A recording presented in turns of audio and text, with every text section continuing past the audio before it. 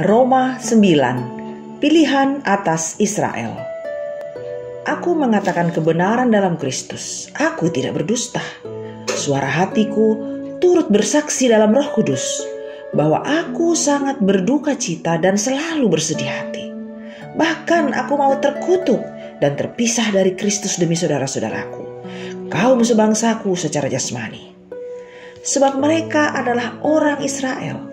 Mereka telah diangkat menjadi anak, dan mereka telah menerima kemuliaan dan perjanjian-perjanjian dan hukum Taurat dan ibadah dan janji-janji. Mereka adalah keturunan bapa-bapa leluhur yang menurunkan Mesias dalam keadaannya sebagai manusia yang ada di atas segala sesuatu.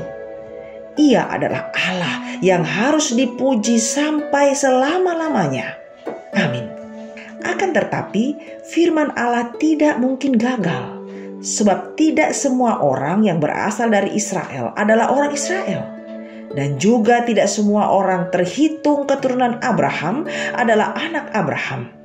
Tetapi yang berasal dari Ishak yang akan disebut keturunanmu. Artinya, bukan anak-anak menurut daging adalah anak-anak Allah, tetapi anak-anak perjanjian yang disebut keturunan yang benar. Sebab firman ini mengandung janji. Pada waktu seperti inilah aku akan datang dan Sarah akan mempunyai seorang anak laki-laki. Tetapi bukan hanya itu saja. Lebih terang lagi ialah Ribka yang mengandung dari satu orang, yaitu dari Ishak, bapa leluhur kita. Sebab waktu anak-anak itu belum dilahirkan dan belum melakukan yang baik atau yang jahat, supaya rencana Allah tentang pemilihannya diteguhkan, bukan berdasarkan perbuatan, tetapi berdasarkan panggilannya. Dikatakan kepada Ribka, anak yang tua akan menjadi hamba anak yang muda. Seperti ada tertulis, aku mengasihi Yakub, tetapi membenci Esau. Jika demikian, apakah yang hendak kita katakan? Apakah Allah tidak adil? Mustahil.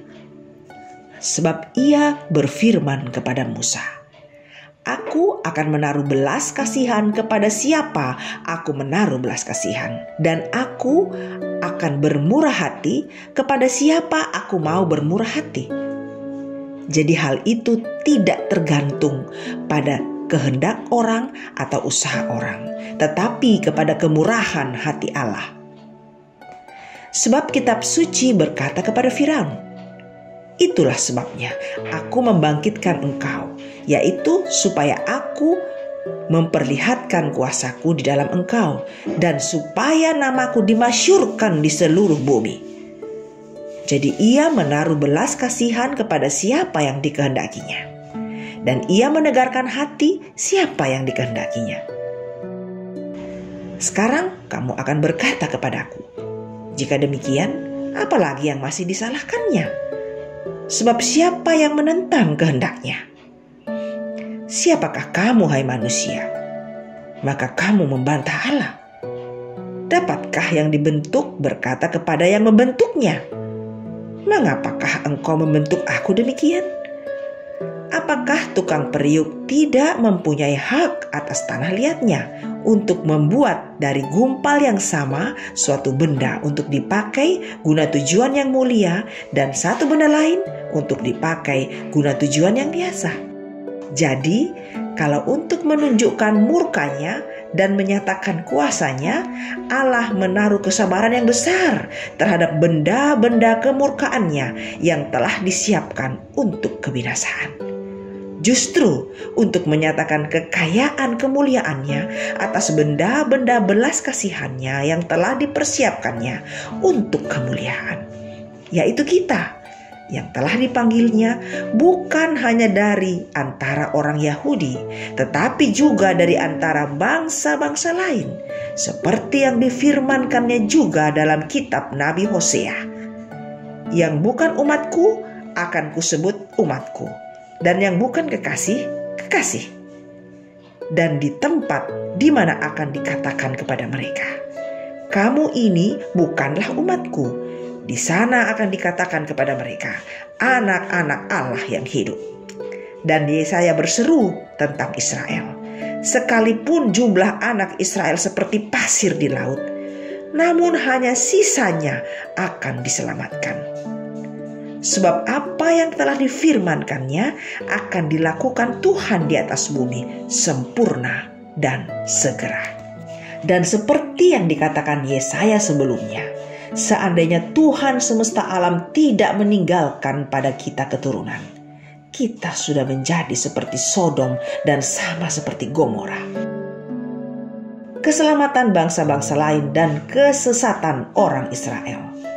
Jika demikian, apakah yang hendak kita katakan ini? Bahwa bangsa-bangsa lain yang tidak mengejar kebenaran telah beroleh kebenaran, yaitu kebenaran karena iman. Tetapi bahwa Israel sungguh pun mengejar hukum yang akan mendatangkan kebenaran, tidaklah sampai kepada hukum itu. Mengapa tidak? Karena Israel mengejarnya bukan karena iman, tetapi karena perbuatan. Mereka tersandung pada satu batu sandungan. Seperti ada tertulis, sesungguhnya aku meletakkan di Sion sebuah batu sentuhan dan sebuah batu sandungan, dan siapa yang percaya kepadanya tidak akan dipermalukan.